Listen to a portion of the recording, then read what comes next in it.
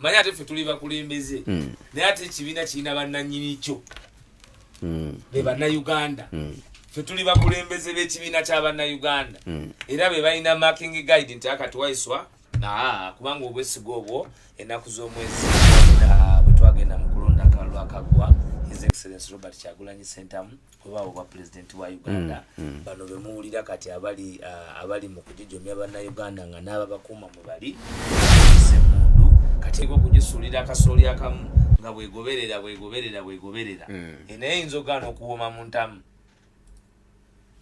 enkoko eyinza ogaana okuwooma mu ntamu enkoko ne National Unity Platform twagezaako mu process ya consultation nga nesimba kuwa president okuba nitukolako emikolo wegiti naye omujiji gwaffe bagulwanyisa nnyo okukola ebyo byetulina okukola mu kyasa kino ekya21 era mumanyi mwina nti consultation za president waffe yalondebwa abantu nga tebamuwadde opportunity okugenda okwebuza ku bannayuganda mu watu era netukikola mu Robert Abasi so president ne bannayuganda bwe batijja ne bannakyemalira era ne babayambako okuwangala mu bukulembeze kubanga tiyagaasa ava wano takolebwa wano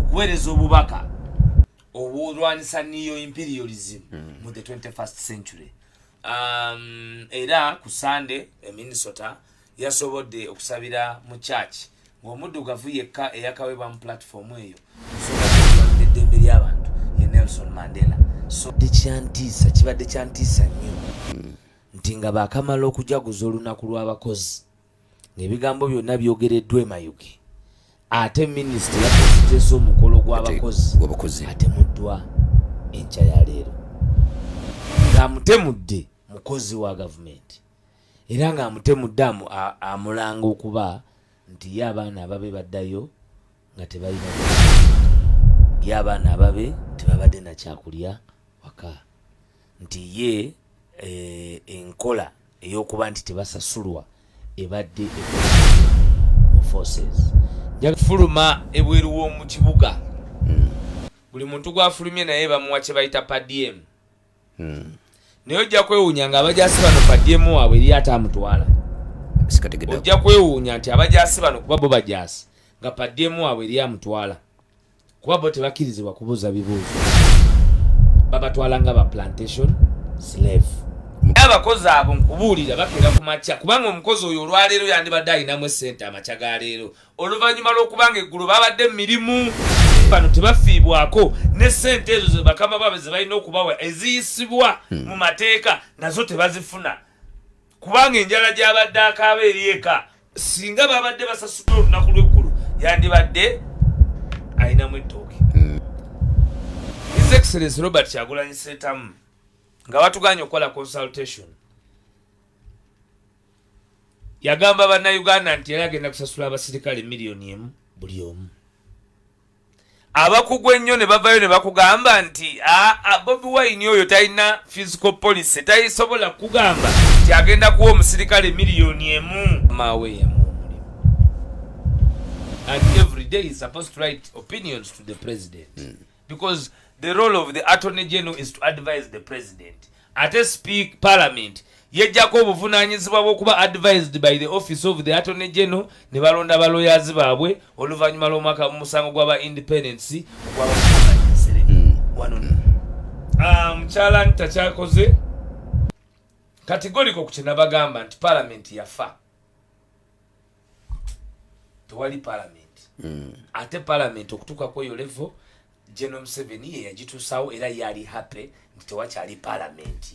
A'udhu billahi minash shaitanir rajim. Bismillahir rahmanir rahim. Assalamu alaikum wa rahmatullahi wa barakatuhu. Nze Haji Kaboggoza omusomi w'edduwa ntereza ensonga z'amaka ebyenfuna n'endwadde ezitategeerekeka. Haji Kaboggoza omusomi w'edduwa nsiŋŋaanibwa ekitigoma ku lw'ejjinja. Bw'obanga otuuse ekitigoma mu ttawuni ku stage osobola okuba ku nnamba z'essimu ezo z'olaba zitambula. Gwe wenna ali ewala oyinza okuyita ku mukutu gwaffe ogwa WhatsApp ku layini eyo eya MTN obudde bwonna mbeerako.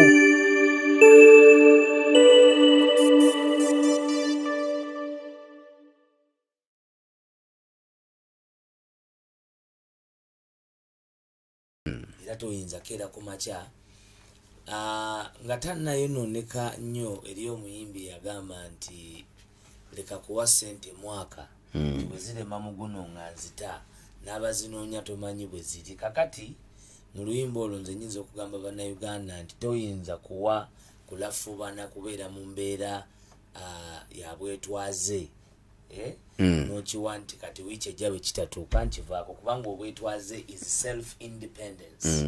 Bw'oba struggling for self independence oyinza koowa ng'omaze okutuuka kweyo self independence. Njagala era okubuulira bannayuganda nti President His Excellency Robert Kyagulanyi Ssentamu yeetasanga mwoyo, yabadde mu bibuga ebyenjawulo mu America ne mu Europe ng'agezaako okulaba nti atuuka ku bantu abawansi. Omanyi bw'ogamba nti diaspora America, mu America tulinamu obukulembeze naye tulinamu n'abantu baffe ababulijjo abawagizi b'ekibiina era abagoberezi bannannyini kibiina. Manyi ate ffe tuli bakulembeze naye ate ekibiina kirina bannannyini kyo be bannayuganda. Ffe tuli bakulembeze b'ekibiina ky'abannayuganda era be balina marking guide nti akati Waiswa kubanga obwesiga obwo ennaku z'omwezi nga mwenna bwe mumanyi bwe twagenda mu kulonda akalulu akaggwa His Excellency Robert Kyagulanyi Ssentamu kuba obwa President wa Uganda. Bano be muwulira kati abali mu kujijomya bannayuganda nga n'ababakuuma mwe bali ne bakozesa emmundu. Kati emmundu eyo gye bakozesa kyekiri omulanzi w'omulembe gwaffe era omugigi gwaffe omwagala w'abangi Kyagulanyi Robert Ssentamu kye yakkaanyaako era n'attaanya nti ekiseera bwe kituuka, kubanga bw'oddayo ku luli olugero olw'enkoko gye bajjako ebyoya gye bajjako ebyoya ne batandika okugisuulira akasooli akamu nga bwegoberera naye eyinza ogaana okuwooma mu ntamu. Enkoko eyinza ogaana okuwooma mu ntamu. Enkoko nga kiki ng'ogikoze ebyo mubiri ne gwetuga negana nesijja kuwooma. So mu bufu bwe bumu ffe bino twabiraba era bye tugamba bannayuganda. Era President yatambudde e Minnesota, e Washington, e New York, na California n'ebifo ebirala, Boston, mu United States of America, ng'akola kye tuyita town hall meetings. Town hall meetings ampuliriza era n'alaba z'enkiiko omukulembeze ow'abantu zaakuba mu bantu ababulijjo okufuna ebirowoozo byabwe naye ate n'okubatangaza kwe bibadde basoomooza nga tebiyise mu mbeera yonna ndala. His Excellency Robert Kyagulanyi Ssentamu ne National Unity Platform twagezaako mu process ya consultation nga nesimba kuwa President okuba nitukolako emikolo bwegiti, naye olw'okubanga omugigi gwaffe bagulwanyisa nnyo okukola ebyo bye tulina okukola mu kyasa kino ekyabirimu ekimu, era mumanyi mwena nti consultation za President waffe yalondebwa abantu nga tebamuwadde opportunity okugenda okwebuza ku bannayuganda mu watu era netukikola mu rubber style. So President abadde atambula era nga atalaga eggwanga lyonna okula eri America ne awalala, naye nga yasooka mu kikola Black Lives n'agamba nti olukiiko olwo yayogereramu lwe lukiiko olutekebwawo omusingi gw'abantu abalwanirira kale neyaffe ey'abaddugavu okuba nti eweewe ekitiibwa, okuba nti eddembe ly'abantu abava mu black race liweewe ekitiibwa, okulaba nti abantu tebaddamu kufugibwa bumbula nga bwe tufugibwa bannayuganda. So kyali kya mukisa era kya kitiibwa nti twafuna His Excellency Robert Kyagulanyi Ssentamu abangi gwe muyitanga Bobi Wine yasobola okwogerera mu lukuŋŋaana olwo era n'ayogereramu ebigambo ebyali eby'enkizo ennyo eri gavumenti z'abakyeruppe butya bwe babeera ne bwe batijja ne bannakyemalira era ne babayambako okuwangala mu bukulembeze, kubanga tiyagaasa ava wano takolebwa wano aweebwa bazungu. Ebimotoka ebyo bya World War II ebyalwana mu Sematalo byolaba bazungu be babiwa. So yakozeseza platform eyo bulungi nnyo okuweereza obubaka obulwanisa neo imperialism mu the 21st century. Era ku Sunday e Minnesota yasobodde okusabira mu church ng'omuddugavu yekka eyakawebwa mu platform eyo ku nsonga z'okulwanira eddembe ly'abantu ye Nelson Mandela. So wamwe His Excellency Robert Kyagulanyi Ssentamu era yayogeredde mu lukuŋŋaana olwo wamu okuba nti era yafuna omwaganya n'omukisa okwogerera mu college students butya Africa bwinza okusenvula wa weri. So foreign policy ya president ebadde eri well ekoleddwako bulungi ndowooza mu bbanga lino tambuliddemu era struggle kubanga every leader mu America bw'oba onaawangula obwa president tebasooka kutunulira domestic policy, tebasooka kutunulira financial policy, tebasooka kutunulira foreign policy. Kyova olaba nti mu America abakulembeze gwe bozoowulira bw'otunulira nti bwe baawangula Hillary Clinton, Barack Hussein Obama mu 2008 mu campaign yali ey'amaanyi era Yes We Can, kyamaliriza nga Hillary Clinton asabiddwa n'aweebwa omulimu ogwali ogw'enkizo ogwa Secretary of State. Mu government ya Bush mwenna abalaba n'abawuliriza mujjukira omukyalo w'amaanyi gwe bayitanga Condoleezza Rice. Abalaba era abawuliriza mmanyi bulungi nnyo nti kati aliwo ye Blinken era nga naye si muntu wa bulijjo. In fact oluusi ekifo ekyo bakiwa abantu abali prospect okusobola okufuka ba president b'ensi. Colin Powell yali wa defense. Yali wa defense. So it is very important fenga bannayuganda tumanya amawulire gano era nkakasa nti mu bbanga etali awala president ajja kutwegattako era tumanye ebirala nga bwe bitambudde. Tweyanza nnyo tweyanzeege okukaabugamuko n'otubuulira ebibadde emitalo w'amayanja n'ensonga enzigumivu zigenda maaso n'okubanga zitambula mu kibiina ekya NUP.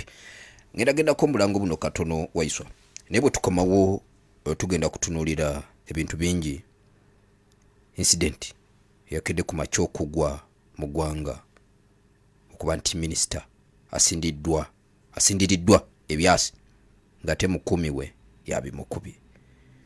Nzijukira bulungi ku bimu ku nteekateeka ze mwalina nga ba NUP, abakuumaddembe baba abasirikale mwali mubawadde enkizo y'amaanyi era kyenkakasa nga mmwe abalengerera ewala mwatunuddewo dda ne mumanya ekyandiba ekivuddeko kalunsambulira okulaba nga incidenti ng'ezo zitandika okulabikako mu ggwanga. Kanzijewo buno zijja otandikirawo wenyini. 17/9 Part of Africa Radio. Nze Kayongo Hakim tuli mu studio ndine Alex Waiswa Mufumbiro.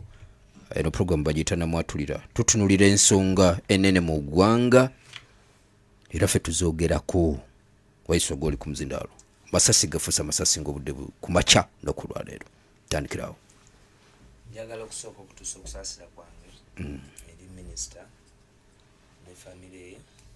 Ni ntererizaako ku muzindaalo guli. Njagala okusooka okutuusa okusaasira kwange eri famire ya Honorable Minister mugenzi kati Charles Ngola n'abantu bonna abalanga ab'Elira. Erinnya ly'Engola si linnya lipya mu byobufuzi bya Uganda.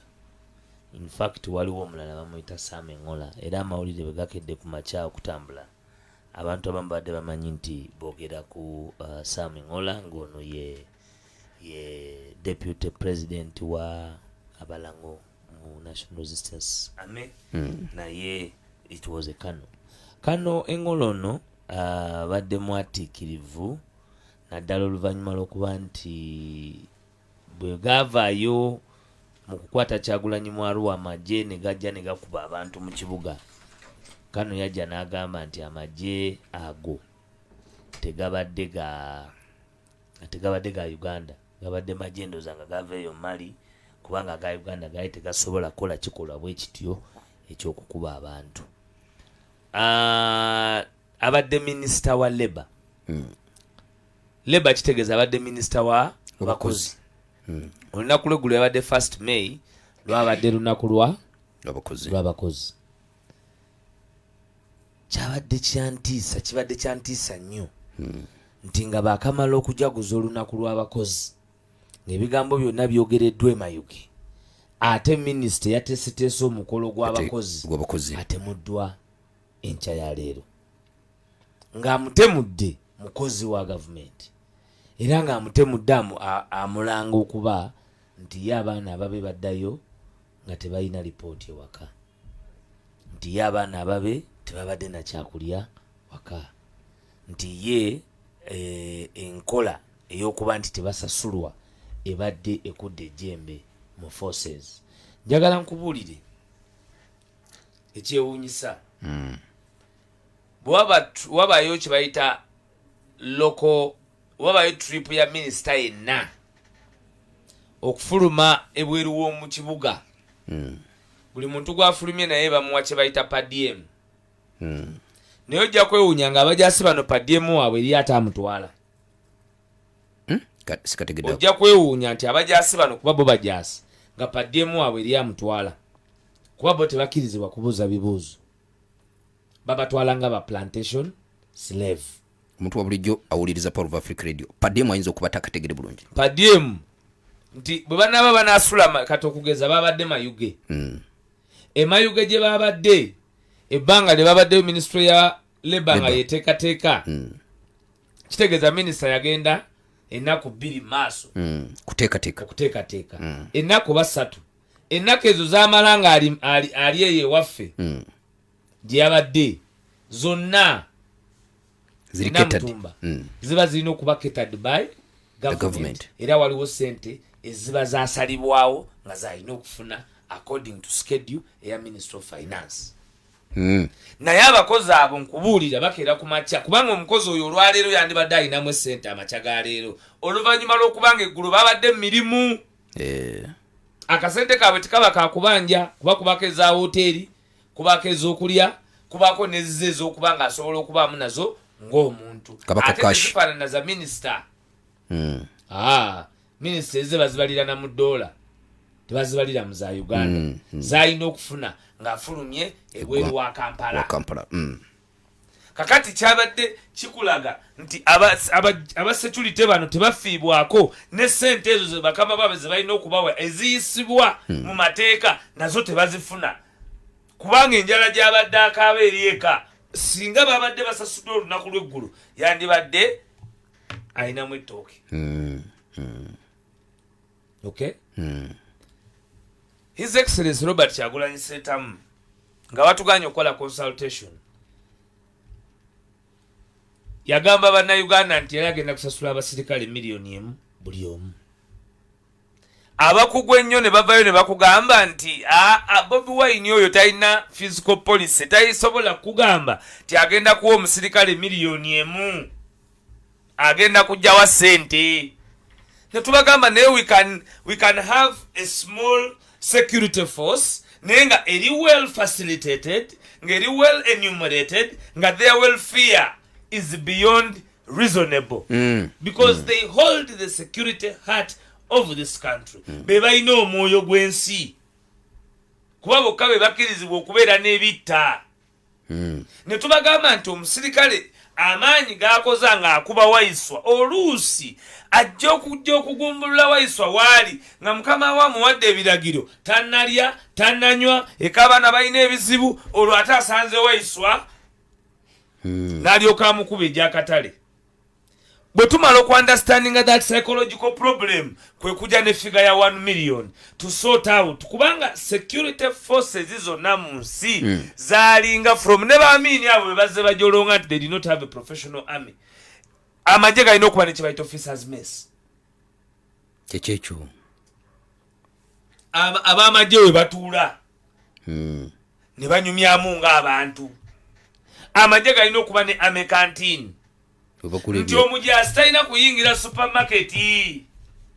Omujasi bw'anajja okugula kwenca mu supermarketi bajjamu muguza $5,000 nga gye baguza minisita. Omujasi alina kugendamu army canteen baba bateekayo ekikye ky'alina okugula nga kiri ku quality esinga n'ekiri mu supermarket naye nga kya ssente eziri reasonate oba nga gavumenti ebasubsidizingiddeko oba nga tekuli musolo ku ebyo bye bagula kubanga bo baba baweereza eggwanga on the security front. Bwe kiba kya mutwalo ye wakiri akisange nga kya ssatu naye ng'ate kyenkana oba okusingawo kubanga bo baba bakolerera kubeerawo kwa gavumenti.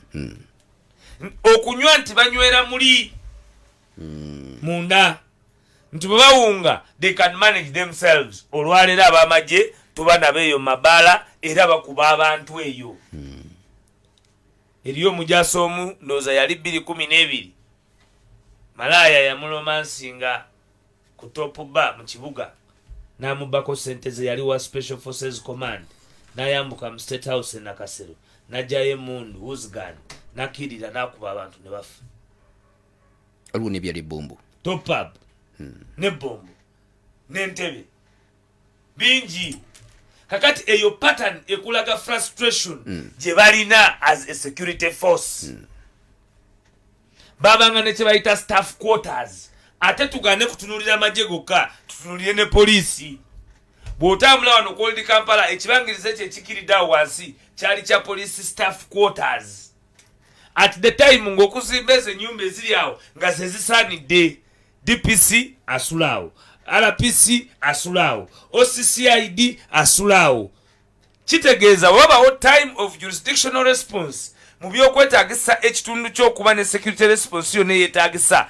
oba kumpi ne station yo you can easily osobola okwanguwa okuorganizinga ne mulumba omulabe era nakati balina we basule wa organized DPC World Kampala oyinza omusanga asulaawo era bw'aba asulaawo aba akulaga bulazi nti wasula kubanga amazima ate toyinza kuba DPC n'osulaawo oba oli insecure abasirikale DPC ofuuka DPC nga n'ennyumba toyina tebagikuwadde ofuuka OCCID nga tebakuwadde ennyumba tebakuwadde sente n'omusaala gwe bakuwa nga teguli reasonate naye abantu bano abakola emirimu gino ate bawulire sente nga ziyisibwa babaako ku paalu nga budget eyita ne bawulira nti baminisita amabaati baagabye nga biliyoni 5 ate nga yakuuma minisita onfuna bulungi ne bawulira nti ate abamu ku bajaasi ba jeno bo bali mu kutambula mu bubaga mu nsi yonna nga bakozesa sente ez'amagye bo bafanjala ye message eyo gy'olabyawa ye message gyagenze nayo paka mu saluuni kuba ekikakasa nti gyawadde agambye bawananchi mimi hakuna tabu na wewe sibainako tabu kuna tabu na wewe mi tabu yangu iko na ile wajeshi gategeza ki nti ye alina buzibu bulina bali abakama aba bamagye abatasobodde kukyusa mbeera ye ng'ate yakuuma okubeerawo kwa minisita kuba minisita tabadde wa bulijjo oyinze kano kitegeeza ne woba totunuulidde oli abadde atunuulidde kano era ekyo kikulaga nti ekitiibwa kyonna ky'oba oyina obumanyi bwonna bw'oba oyina abantu abakwetoolodde olina okubaagala ennyo bw'obanga katonda yakusunsumula n'oba mu kifo kyonna ng'olina abantu b'owaŋŋala nabo aba bakwetoolodde olina okumakinga sure nti obatwala ng'ekyatika ne baba bakozi bo kuba be baba balina obulamu bwo ninako enjagala okubuuza Waiswa okukubwa kwa minisita yateekeddwa okusasula bano oba balina ensako yaabwe gyeva ensako eva minisita si yalina okusasula ensako evaawa mu gavumenti mu magye naye baani abayisa ssente kubanga mwenna abawuliriza mutunulire nnyo nti minisita attiddwa minisita wa byamirimu gy'abantu era nga baamusa olunaku lumu nga bavudde mu lunaku lw'abakozi minisita w'abakozi bamuse after one day ng'avudde mu lunaku lw'abakozi nga naamuse mukozi wa gavumenti nga naamuse amuse kuba mukozi wa gavumenti atasasulwa bulungi n'okusasula tasasulwa abanja kubanga abaana b'omujaasi be baana ba Waiswa basisita b'omujaasi be basisita bakayongo bakodomi b'omujaasi be bakodomi ba Waiswa kakati omujaasi oyo is a human being afiirwa alwaza asomesa ajjanjaba bwe tuvaayo ne twogera ku butali bwenkanyo buli mu ggwanga Uganda muleke kubuteekako kateni nti bukoma ku Waiswa nti bukoma ku Kayongo eddagala bw'oba olyetaaga ng'oli mujaasi era bakusindika mulago so bwe nvaayo ne ŋŋamba nti emulago bateekeyo eddagala gwafande olina okumanya nti ensonga gye ndiko yeeyo yennyini naawe olwaleero ereetedde ono okuba nti atututte mu kikolwa bwe kityo ffe ab'omugigi guno ogwa His Excellency Robert Kyagulanyi Ssentamu kyova olaba twali tolowooza kirina okusalirwa eddagala olwaleero abaatuvuma nti tetwalina wakujja ssente batandise okulaga nti basobola okuba nazo era basobola okuziwa abasirikale naye tebalina formula ffe gye twali tugenda kukozesa so tebasobola kutuuka max mu kubanga welfare y'abasirikale ekyuka twebuuze kasookedde babeera mu buyinza emyaka 37 nga bawaana nti baprofessionalizing amagye bakazimba units z'okusulwamu meka ez'abasirikale bwa musirikale awuliriza enteekateeka zetuwuliriza okuzimba ennyumba z'abasirikale zigenda mase ekizibu ekiriwo nti Kayongo twogera ebintu nga tulinga abagamba nti gavumenti eno yazze eggulo babaddewo emyaka 4 marking guide kwe tuli ya myaka 4 si byajjo obutali bukozi bwabwe oba obukozi bwabwe bwa myaka 4 saagala gwotunuulire bye bagamba kati omukazi atazadde emyaka 4 mu bufumbo bwazaala ku 45 n'ekyalo kitula ne kikola olukiiko nti bannange gano n'omwana be babana bowulira nga babatumya amanya nti oyo bamuyita mirako makula toyo ye mirako ugeze noteeka erinnya mu pulogulaamu Kayonga yagala kola nolidde erinnya lyaliye mu pulogulaamu osikuula Kayonga osikuula Kayonga osikuula ng'osimye yogera Luswayiri so abantu baffe ebbanga eryo lyonna toyinza gamba olwaleero kakati kaki ekiramu enguudo z'e Kampala nfu zenyini nabo bakkiriza tebalina myaka 37 Kampala talina nguudo kakati weewali bw'obanga mu Kampala olemereddwa weewali bw'okwata olw'ejjinja biwoobe bw'okwata olw'emubende biwoobe bw'okwata olw'emasaka kyotera biwoobe tolina wogenda bw'okwata olw'ekasanda biwoobe bw'ogema olw'eruuka biwoobe eggulo babadde ku lebadde ng'ekifo we batadde lebadde ng'oyinza ogamba bano abantu obuyinza babukutte lebadde wagirabye we yabadde babeerere wife aye nga kiri oti kiraalo kyambidde eitaka obugubu obunaga gavumenti eno ng'anagaino because they have not been able to build the necessary infrastructure. Kankubulire twandibadde buli region erina ekisaawe ekyenkana Nambole oba ekisinga Nambole ng'emikolo gyammwe mulina emusobola okugiteekerateekera abantu babanga bateme bukalamu bagoberera omukolo bukalamu mwababezaawo bukalamu aye ekibifuulo eby'omuvuyo kubanga you have not set up the infrastructure of this country. Mwe mubbye buli kimu ne mwegagawaza mu mayumba gammwe ensi ne mugireka nga njavu. Ninakika njagala okubuuza Alex Waiswa kino incident eno yabaddewo kumakya erekawa abalala balina ababakuuma anti kati balina okuddamu bakole review nti ne bali bantu naye atera mu gavumenti enaatera okuguyobwa nakyemalira wabeerawo nnyo incidences ezo nyingi era kizibu nnyo gavumenti eyobwa nakyemalira okugwa nga tolabyeko nkola ng'eyo.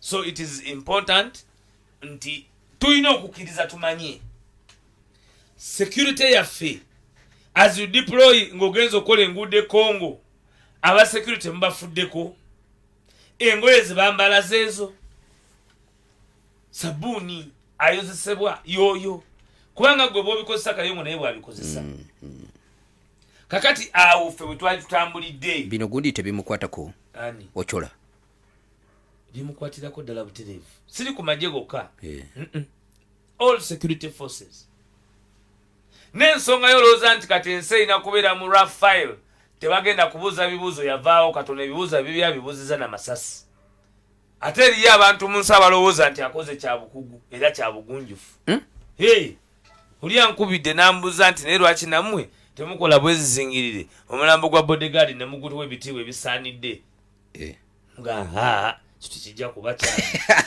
oluno nange tumukireke naye ng'abantu nabo muffe betulwanirira kwe kuba tebalina okuba eddembe lyabwe okwogera ekintu bwe kityo eri abagamba nti bodyguard ne maiti ye nayo bagiwe ebitiibwa abakkiririza mu kulowooza nti ebintu bwe biti birina okubaawo abantu okumanya nti bye twogerako si byakubalaata kati ono omusajja kuba bulijjo Kyagulanyi baga nti mujja kiwulira abantu balowooza nti kigenda kuwulirwa ffe nga tukubwa ffe tusobola okukubwa nze nja kukubwa nga nkugamba nti amagye mugayise bulungi mubawe ssente ze basaanidde okufuna mubawe ekitiibwa bw'oba mukama we mulabe ng'owoowuwo ebyo bye tuze tubagamba ebbanga lyonna netukugamba nti professional army erina okuba ne parameters zebe erina okubeerako yabaffe. Why should we recruit more and more nga we are not having even abatono nga they are living a better life?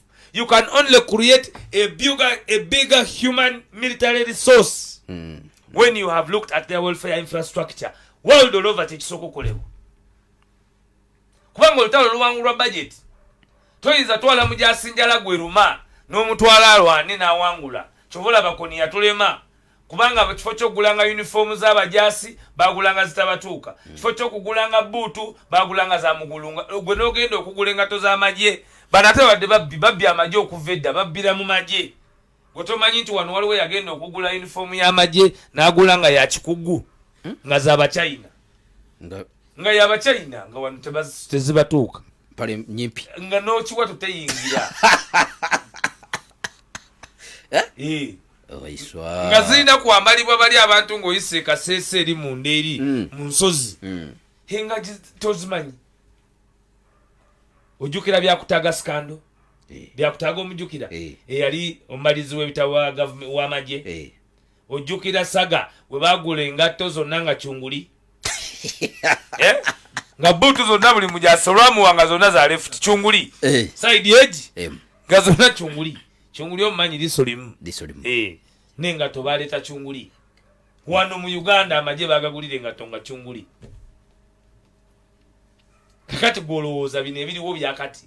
It has been a protracted growth of descent from the abantu the lower rank. Era mu revolution ni kati kino kyongedde olagamu abalwanyi mumanye nti gali geetegeka dda ate gakuba mmwe temulina kye mwakoze. Gakuba temulina kye mwakoze olwemba nekye mukozeewo. So tulina okuba abavumu tutandike buli omu okumanya nti time Uganda tutudde ku time bomb. Keeri baluka time bomb. Oligawulira mu mayumba time bomb. Kubanga ebiriwo biraga bulazi nti we are in a failed state. Okay. Bagiyita Power of Africa Radio 17/9 ekkula eri omutwe wa bulijjo. Ensonga eyo tubadde tuteekeddwa okugirwako kubanga tubadde tusiriikiridde muko ku nsonga ya masasi nga gatirimbula abanene. Bwe kiba kizuukuse automatically tuba tulina okukiwa time. Waiswa leero ku bigenze maaso mu lukiiko olukulu lw'eggwanga tetuyinza kubibuusa maaso. Etteeka erwanyisa omuzo gw'okusirika ennenge likomezeddwa aweera parliament neraga nti ekyali supportinga n'ekivuddeyo olunaku olwaleero waliwo ebiragiro ebiyisiddwa sipiika ebyokusindiikiriza lwakafuuzi obutaddamu kubaako nsonga yonna gy'ayogera nga defending etteeka lyonna mu parliament. Biragiro ebyo binaakola. Omanyi omukolo gwabadde mu constituency yani ogwa Lebade. Gwabadde mu yani? Gwabadde mu constituency ya Pasisi Namuganza. Pasisi Namuganza yali indicted by parliament. Kitegeeza president yagenze n'ayanizibwa Honorable Pasisi Namuganza nga minister. Yabadde vote of no confidence ku parliament. Yabadde vote of no confidence ku parliament. Kubanga bw'osanga nga abantu bakugambye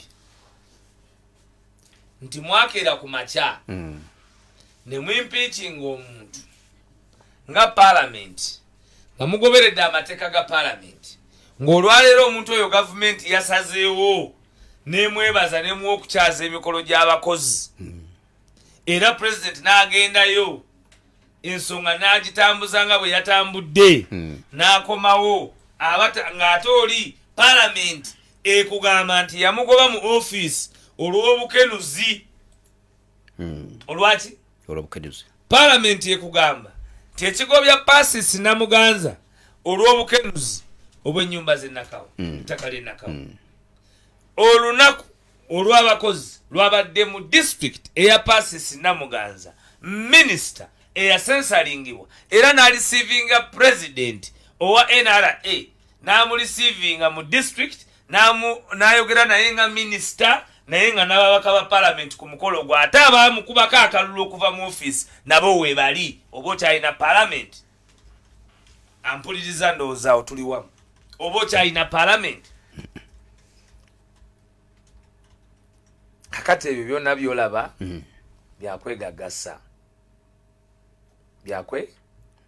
byakwegagasa nekino ekyalwa kafuzi byakwegagasa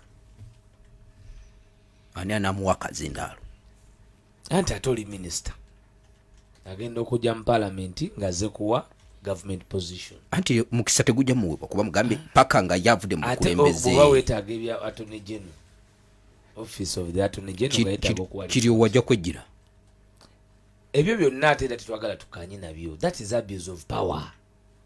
Si gwe wamuleta mu parliament, that one is an elected member of parliament, alina constituency gyakola ki. Ekyokubiri, every person is entitled to their opinion. Kayongo, you are entitled to your opinion whether it is right or not. Munnayuganda kyetulwanira kwe kuba nti buli muntu osobola okwesalirawo ekituufu n'ekikyamu. Omuntu ng'ayogera bwogezi gwe tolina right naddeko. Ensonga lwaki parliament eyo erina immunity ku floor ya parliament. Nti n'ebyoyogedde ku floor ya parliament balina bikukyajingirako kintu kyonna okugyako ono kati yasoma amateeka ekifuula nnenge. Is because you represent the people. Their opinion, the people's opinion can be wrong. It does not necessarily need to be your opinion. Ekyokubiri, Honorable Anita Amongo njagala amanye nti parliament is not her personal property.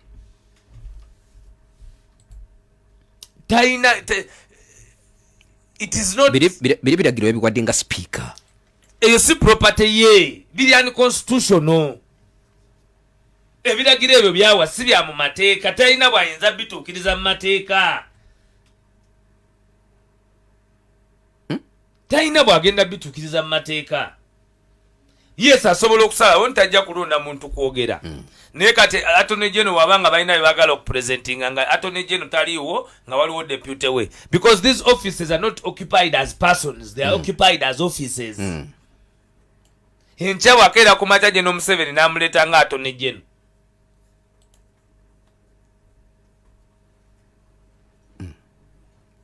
Awani gwe kiba kirya. Ntikyembuuza. Bw'aba gwe mwajja mu office yagaana omugoba. Gw'okakasa otya tyanasa ekyokubiri. Speaker kyagamba nti ayagala kuwoninga Minister wa General Museveni okuwandiikira General Museveni ebbaluwa ewa his opinion. Era bw'aba yawa his opinion okubanga bino mutu bitaputa. Bw'aba yakuwandiika ebbaluwa n'agiwandiikira General Museveni nanga nti mu bino wammanga nze ndowooza tubikutte si bukalamu. Twandibikutte bwe tuti. General Museveni n'abigenderako n'akomyawo ebbaluwa era n'abawa advice y'emu. Kwebyo bye yanyumya n'oli ku opinion ye gwe n'ojja ku floor ya parliament n'ogala toliddamu muwa mukisa oba olina ekyamu ku mutwe. Ekirumaanite Lwakafuzi yalimu mu parliament lwaki teyabyogererawo n'alinda okuwandiika ekibaluwa? Anti parliament he was there as a member of parliament. Oli mukama we yamuwa omulimu. And every day he's supposed to write opinions to the president. Because the role of the attorney general is to advise the president. Ate speak parliament yejjako obuvunaanyizibwa bw'okuba advised by the office of the attorney general ne balonda baloyazi baabwe oluvannyuma lw'omwaka musango gw'aba independence ogw'aba Muhammad Nsereko. Wano ndi mu kudiscussinga ebiri ku facts. Yes. Mu musango gw'aba Nsereko resolution ya parliament ogw'abalebo MPs yali nti parliament can represent itself as a statutory entity, as a body. Era esobola okurepresentinga interests zaayo mu kooti nga tekozeseza Anthony General. Kubanga at one time waaliwo embiranye wakati w'okutaputa etteeka between the direction of parliament and the office of the attorney general on whether the attorney general could have in fact kyali lino etteeka lennyini ery'ekisiyaga. Yes. Kubanga at the time bagamba nti parliament had not been represented well. Kubanga it was done by the attorney general ngate yali yawaba yali prime minister. Amama Mbabazi. So the role of the attorney general is to advise the president and government. So above they are advising at whatever time they have advised ate in the legal instrument gwe bamukyama okuva eno ga nti ate lwaki awadde amagezi kuba obuvunanyizibwa bwe kuwa magezi ga mu mateeka. And the law is not absolute. Tosobola gamba nti nasuze nkimanyi. You can research, you can address your mind to it, and then know it and give an opinion later. So for me, ekibaddewo mukyala ntakyakoze kategoriko ku kye nabagamba nti parliament yafa. Tewali parliament. Ate parliament okutuuka kweyo level General Museveni ye yagituusawo era yali happy nti tewakyali parliament. Kanzi yatandikirawo Waiswa. Omusanvu akawumuza mwenda Palo of Africa Radio. Mawulira g'ennaku getufunye agakatuuka mukozi munnaffe wano ku Palo of Africa Radio, muzzukulu wa Mugema Tamale ya Hayasali afiiriddwa maama we Mungu amujjuludde. Bitalo nnyo ddala. Atugumya abafamile, tugumya mukozi munnaffe, Mungu amugumye. Oba oliawo amuyise mu kaseera kano ak'okugezesebwa. Kitalo nnyo ddala. Okay, Waiswa. Njagala nange kutuusa okusaasira kwange eri muganda waffe Tamale Yaya kuviirwako maama we n'ab'ennyumba yo. Inna lillahi wa inna ilaihi raji'un. Bitalo nnyo. Okay, Waiswa, nga tukyatunuulira ensonga ezigenda maaso n'okubanga zitambula mu ggwanga, ekyagondi okya nti Amongo gambye byakola tebitambulira ku mateeka, naye ate yeebazizza nnyo obumu obugenze maaso n'okubanga bweyolekera mu parliament naddala ku ngeri gye batambuzaamu emirimu. Obumu butya nga zaake bamugoba mu commission era bwali bumu butya gamba obuyaayo obuddukanyizibwako parliament. Okimanyi nti eyo parliament commission yakayisiza supplementary budget tetugyogerako. Bayisiza supplementary budgets tetuzoogerako. Eziri mu ssente mpitirivu. Tewaliwo bye batambuza. Eyo parliament erina olukusa olw'okugamba amagye gaffe gagende Congo. Baatuulako ne bafuna olukusa.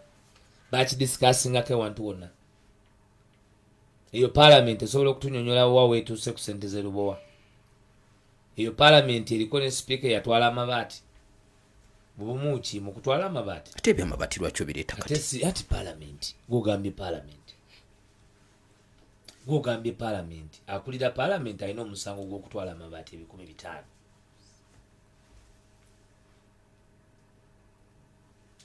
Kakati obumu era n'obulungi bwe butya.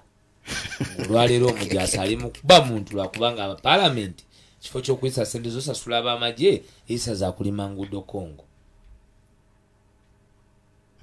Tewaliwo parliament. Wachawo parliament n'abagirimu oba obuzibu bwina kwanite. Kirabika waliwo kitatambula bulungi. Sinanze kinze nakyawo obunnanfuusi ku bannayuganda obwateekebwawo abantu abeefuula abayivu nti be bateekerateekera Uganda eno.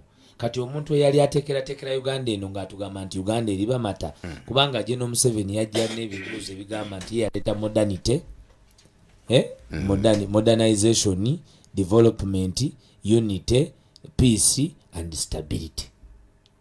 Peace weeri ng'olwaleero omujaasi akubye mukama wa Masasi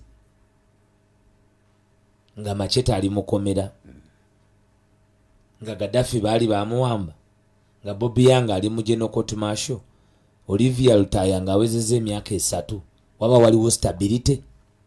Bw'oba okyasiba abantu obumbula waba waliwo stability? Waba tewali stability. Kitegeeza ekyakuleeta 37 years down the road olemeddwa. Maxi 0. Economic development. Enguudo z'abakyeruppe ffe waffe enguudo ze twatambuliranga kwedda edinda abazungu de baazimba.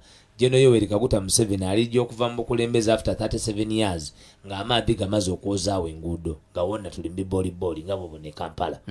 Kubanga ow'e Kampala osobola omugamba nti wano wabaddewo modernity nga yalina train baagitwala, baasi mawingi z'Abaganda baazitwala, baasi mawingo baazitwala, ebizimbe babimenyeewo bazimbyewo ebizimbe bitalina na parking onfunye bulungi esente amasomero shimoni bagamenya bo ne bazimbawo washing bay n'ebizimbe bisemaduuka eba development nga weeri modernization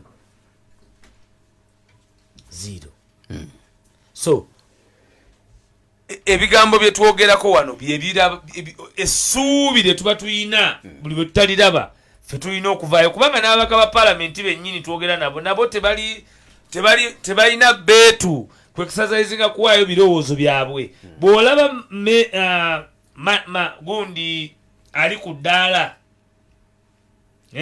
ku ddaala eryobwaki obwa minisita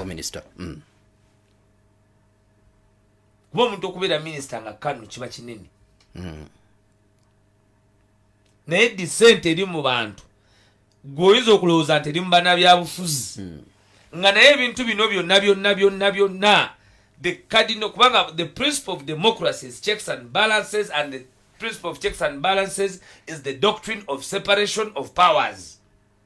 The doctrine of separation of powers espouses on the workability of the three institutes: Esoka, the judiciary, eyokubiri, the legislature, eyokusatu, the executive. One must check the other. Now, in the absence of one checking the other, when they are all topped by the executive, then they are not functional. Their functionability is broken. Ate wano General Museveni kasita yakwata stooge, kasita yakwata omuntu atasaanidde n'amutuza mu ntebe, kyafuuka kyangu nnyo okuba nti asobola okumukozesa byonna byakola ki. Kyova olaba yagenda n'agenda Kongo ne mutabani we nga tebalina gwe bebuzizaako ne baspendinga sente za Munnayuganda ezirina okuba allocated by parliament. Ezirina okuba allocated by parliament. Kyokka tumaze okuteekayo omutitimbe gw'essente ne batugoba. Ne bakola ki? Ne bagoba. We must as a people stop the escapism. Tulina okuva mu kwerimba kubanga kino kiri atabaala. Ng'owunzika ku nsonga eyo Waiswa. Njagala okuweereza obubaka abantu baffe abakuuma ddembe nti we are not fighting with you, we are fighting for you. Ebigambo ebyo byayogerwa His Excellency Robert Kyagulanyi Ssentamu. Olutabaalo n'olutalo lwe tulimu lwakwenunula ng'ensi. Ebyambalo tebibalimba nti olutabaalo lw'okwenunula mwe lubawa mu mwezi okusulayo ogwa Nagamba oba okwenyigira mu kukuuma obuteenunula. Mulina okwegatta mu kwenunula kuno kwe tubuulira bannayuganda abalala bonna abakola mu butale, abakola mu wino, abakola mu kunnyanja, abakola ogwa booda, abakola emirimu gyonna bonna nga bwe tubibagamba obubaka buno bubakwatako butereevu kubanga bwe tebakwatako ng'abajaasi abaana bamwe tebagenda kuba bajaasi bulikwata ku baana bamwe. So mufeeyo nnyo okuwuliriza n'okwongera ettaffaali ku bubaka buno bwe tutambuza. Nekyabadde kya mukisa bulungi nti mu puroguramu eno nga twakava ndoza mu December oyo nga yakaggwako twalina program gye twayogera ku security forces era ne tusuubiza okuddamu abasirikale sente zaabwe zassako nagamba nti omusirikale owa wansi bamu emitwalo 49 naye atandikira ku 45 ate bwa 49 egy'ebiri okumuteera yalina okuwaayo enguzi, esente zaabwe tebazifuna, talina wabanja, sente za sako bazibatwalako zonna bazibba, abakulu bazirya bazegabanya. So okuba nti abantu bano abali mu forces z'ebyokwerinda bayisibwamu amaaso naddala aba wansi in most cases kiyambako okwanguya n'okuprecipitating the fall of the dictatorship. Bagiyita Power of Africa Radio 17/9 ekkula ery'omuntu wa bulijjo. Programu namwatulira tutunulira ensonga ennene ezeetaaga kubuusa maaso. Lwe twali wano twatunulako ku ebyali ebipya ebyali byakajja omwali ssemateeka w'ekibiina kya NUP n'otaputa era nakuwulira ng'otaputa ensonga zonna n'enzigoberera. waliwo akantu akabadde kambobya omutwe ne ngamba nja akabuuza Waiswa. Kayongo era okomyewo Kayongo tosima. Waliwo akantu akabadde kambobya omutwe ne ngamba nja akabuuza Waiswa. Twali wano ng'otaputa nondaga ebipya ebiri ebyazze n'ogamba wano ebiri mu constitution nondaga wano kulungamya. Twali twakava wano enkeera leader of opposition n'atuza press conference ng'alaga nti kino kiyinza obutakola ekyali kize mu ssemateeka. Ebintu bino temumala kutuulamu nga mmweyo okulaba ng'ate tubyekangira eri nga yakiwakanya ate nga waliwo ekitambula ku lw'ekibiina. Tandikira Waiswa. Mukama wange yamala n'ayogera ku NBS nozira n'ategeerekeka bulungi. Teyali ku paalo. Era ku NBS. Ndawo nnyo ku NBS n'ategeerekeka bulungi. Era amaloboozi ge nkakasa bannayuganda baagawulira. Waliwo bannayuganda abatalina TV ng'oli alina kaleediyo ke nga yakalemera mu paalo wenjagala olungamya oyo atali. Ndowooza nti abamawulire Honorable Mpuuga bamukwata ku lunaku ensonga ze yanyonyola ne batazikwata bulungi. Kyova olaba kikulu okugoberera programu ya NBS kuba yajjayo ekifaananyi ekituufu ku nsonga gye yali anyonyola. Naye n'ekyokubiri njagala otegeere nti kirungi nnyo abantu okuweebwa omukisa okuwa endowooza zaabwe. Okukola constitution tetwagikola nga gwe bolowooza. It was a process. In fact Honorable Mpuuga bwe yali ayogera ne bannamawulire yagamba yeebuuzibwako ku nsonga eyo era n'awa opinion ye, kubanga abaali bakulira akakiiko ako ye Medard Segona. Ani atwala Medard Segona mu parliament? Mpuuga. Kati ayinza okumutwala. He's a senior leader, he's a former member of Subi. Sirowooza nti Segona ayinza okuba ne project y'ekibiina kya NUP okumala omwaka mulamba nga deputy president wa Buganda era leader of opposition experienced Mathias Mpuuga nga teyeebuuziddwako. Ffe twabikwata obi nzanya amaloboozi. Nkakasa tolina kuzanya maloboozi. Olina twala maloboozi gange kuba kati nze byenkugamba ya decent tuufu. Ekyokubiri yavaayo n'attaanya era n'ategeereka bulungi. Okay. Waliwo akatalekeka ekyo nkivuddeko. Kayongo kozi bakuwoninga tewawulira. N'ensonga yattaanyizibwa bulungi. Okay. Kipya ki kye batugiri mu America omukulu sinnaba kwogeraganya naye sijja kubeera kumpuliziganya wano. Nabagamba nti naffe tuzibuwalizibwa olumu olw'emirimu gye twamutika naye nkakasa nti taterako already byakoze bibadde biyitirivu mbikubuulidde. Atuwe essuubi era nsaba bannayuganda nti ekyokusabira Kyagulanyi Robert Sentamu libeere katala mumusiibire okuba nti Katonda ayongera okumugaziyiza obwongo, ayongera okumugaziyiza ekisa, ayongera okumulaga butya wayinza okwongera ettaffaali ery'enkizo mu kununula eggwanga nyaffe Uganda. Omanyize embeera wano nengoberera nembaako bye njagala okutegeera. Yesaba abawuliriza bakuwuliriza Kayongo era njagala obuuza otegeere. Kandeete kino kale. Twali wano nonkakasa waliwo firimu eyafulumizibwa omukulu era yali yafulumireyo Bulaaya ngeraga ebyawano. The People's President. Etuuka ddi wano tugirabako ddi? Erina okutambula. Omanyi documentary ezo zisooka nezikola kye bayita premiering. So bakibala bali abateekamu resources kubanga ffe His Excellency teyaziina naye baabala nti ejja ku premiering omwaka mulamba mu cinemas ze batasobola kuduplicatinga era ebadde ekoze bulungi era bw'obojjukira bagilistinga ne for award picking. So mbadde ndowooza nti etambudde tutambudde bulungi. Okay, kale karodo nnyo kanzije.